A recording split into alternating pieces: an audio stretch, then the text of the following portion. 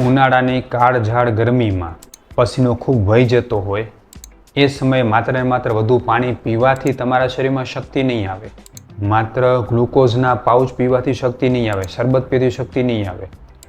શક્તિ આવવા માટે આયુર્વેદમાં આના માટે અલગ અલગ પ્રકારના પાનક કયા છે, જેને આયુર્વેદમાં અમુક પ્રકારના શરબત કહેવામાં આવે છે.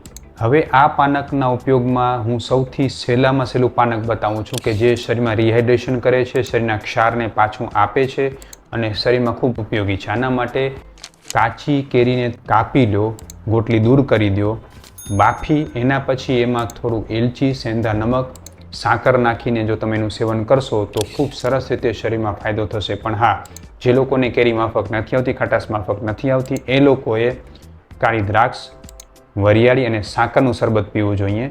બાકી આ પ્રકારનો કેરીનો પણો તમારા માટે ખૂબ ઉપયોગી રહેશે, કારણ કે તમારા સ્વાસ્થ્યની જવાબદારી અમારા ઉપર. સ્વસ્થ રહો, મસ્ત રહો.